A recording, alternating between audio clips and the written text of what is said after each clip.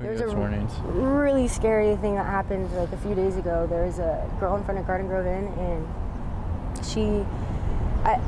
I had never seen anyone like overdose in this way. She overdosed on fentanyl, and she was laying on the ground, and like her eyes were still open, and they were like pinpointed. And sorry, it just scared me so much. And so like a lot of people were like leaving her and stuff. And so let me know when you're ready. So we're back here today in Orange County with Nathan and Desiree. So how are you guys doing? Better, a little bit. Yeah, we're all right. Woke up and my phone's missing, so that kind of sucks. Just got a phone yesterday. Or no, sorry. It was like a few days ago I got a phone. Yeah. And it's crazy because like I don't even, I had it right next to me when I was sleeping, and now it's gone. But I mean, little stuff like that, like we can't trip really hard on it, you know, because it happens a lot. So if we do, then we'd really be miserable. Yeah. Yeah. Take it. My goodness. So just going back, so where are you guys from originally? I'm from Huntington Beach. Huntington Beach? Yeah. From Paramount. Okay. So I remember you said that you would go like to Huntington Beach for a little bit and then Garden Grove for a little bit. Yeah. Have you been back to Garden Grove or back to Huntington Beach at all? I haven't. I think we went back once, didn't we? No, not since we've seen them. Oh, okay. But it's crazy because like I keep getting dreams, bad dreams, like scary dreams. Like I had a dream a couple nights ago. I like God, He gives me dreams.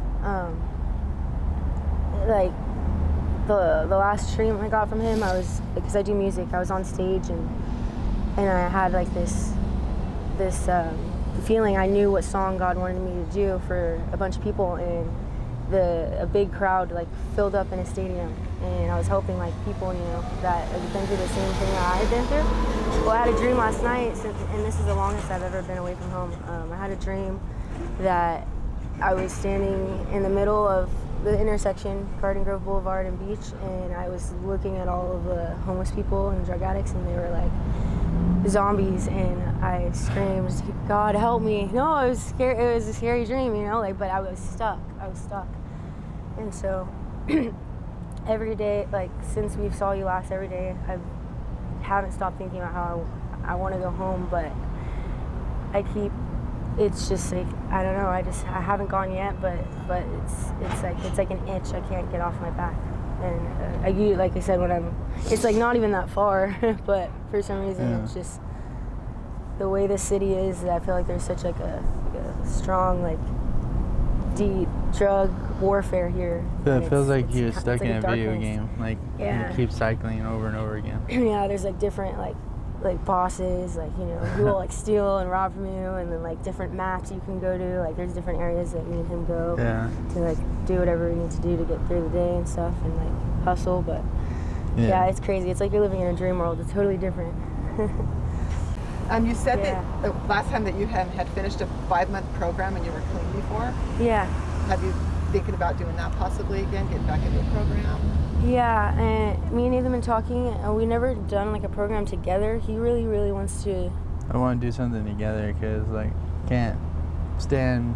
I'm probably like being away from each other again for so long. It kind of sucks, but if we have to, we will. But we're trying to find a program that will take couples and something like that. Yeah, and like a detox is really important since we do fentanyl, you know, because it's really understandable how some people don't ever get sober, because it really hurts, and being out on the streets, it would be really dangerous, especially for like a female too, to, you know, go through withdrawal out on the streets. Like I don't know how anyone would be able to do that.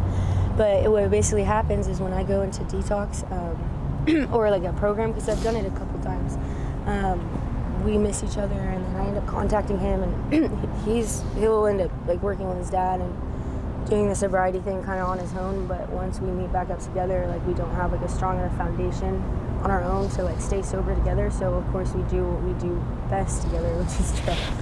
Yeah. So, but the ultimate goal is to get sober and stay sober together.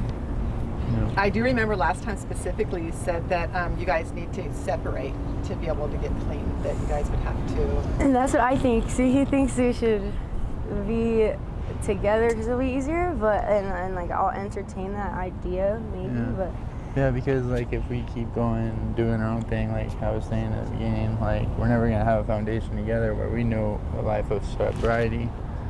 And if we can't figure out that life of sobriety together, will we ever figure it out? Like, yeah, I mean we come from different like backgrounds.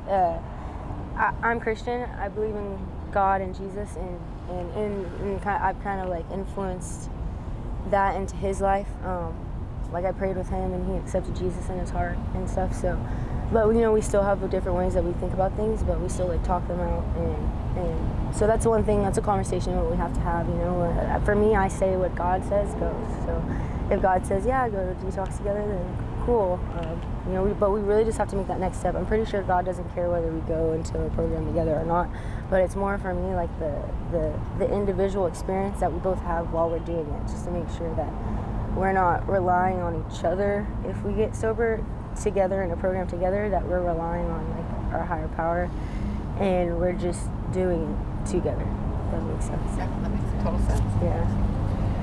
And then last time we spoke, you said that the cops told you guys that they're going to start enforcing all the rules and pushing people out. Are the cops still doing that, or? yeah. They've definitely been a little bit harsher on everybody. That's for sure. Yeah. We've been sliding by, luckily. Yeah. Yeah, we haven't had any problems or issues. We actually have like, there's a really cool sheriff here. I don't know his name, but he's woken us up a couple times and he just like lets us go because he likes us. But there's a warnings. really scary thing that happened like a few days ago. There was a girl in front of Garden Grove Inn, and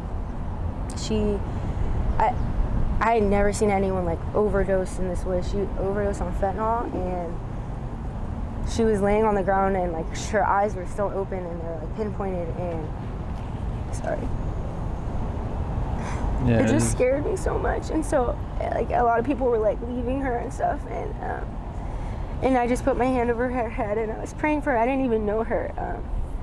Luckily she's okay. So you know, the cops were coming or whatever, so we ended up leaving, but I Narcaned her. I gave Narcan to one of the girls that was with her, and they Narcaned her, and they had to Narcan her like 3 times. And so anyways, when we turned around to like walk back towards where she had overdosed, one of the girls was like, hey, cause I was crying, like I was like a mess, you know, and her friends were like, wow, this girl doesn't even know her, you know, and they thought it was cool how much compassion I had for her, and I got to like say hi to her, and she was totally okay, and like hug her and stuff. But that was really scary, seeing that and seeing just the way people react, and people were just like running away, you know, instead of like helping and stuff. So wow, that was nice of you to stick with her, and that's horrible that they, you know, they were there 1 minute, probably partying with her, and then gone the next. Right. Yeah. And I remember the girl that had like smoked her out with the fentanyl said like, because she was like nodding out, and her friend was like laughing, and she was like,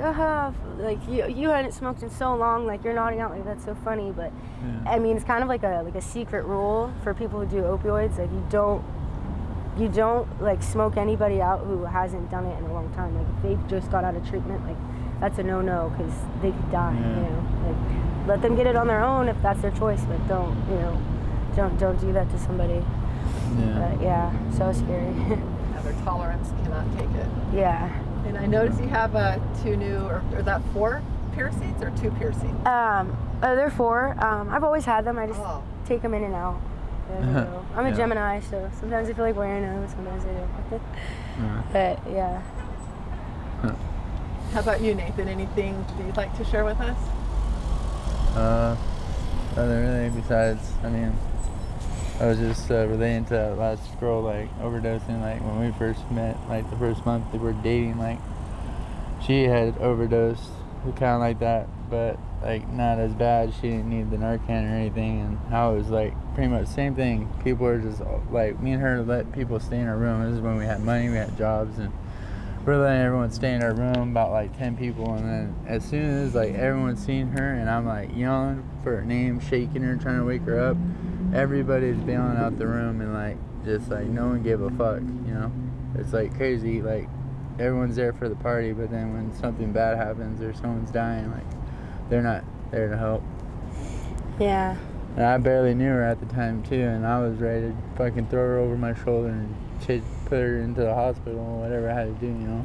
Yeah, and I remember that when that happened, like, I woke up and I heard a zzz in my ears and I couldn't see, and I remember like running. I remember pushing him and saying like, "Get the fuck away from me!" And I didn't know who I was. I didn't know who he was. I didn't know where I was because I couldn't see. And then it all like just came back to me, and like I could see, and like then I was fine. But yeah, that was like I would say probably the only time I really like overdosed. I've never been Narcan ever or anything like that, but yeah, that was scary. And then like people use that opportunity to steal money from me when that happened too. So it's just like, yeah, it's a very lonely lifestyle. Even if like luckily we have each other, but you know, like people give us a compliment a lot. We've gotten it just this past week, like 3 different people. Like people say like it's cool that we do our own thing, but it's like, no, it's not really cool we do our own thing. We do our own thing because we kind of have to, because if we make friends and they bite you in the back, stab you in the back, it's like, what's the point, you know? Yeah.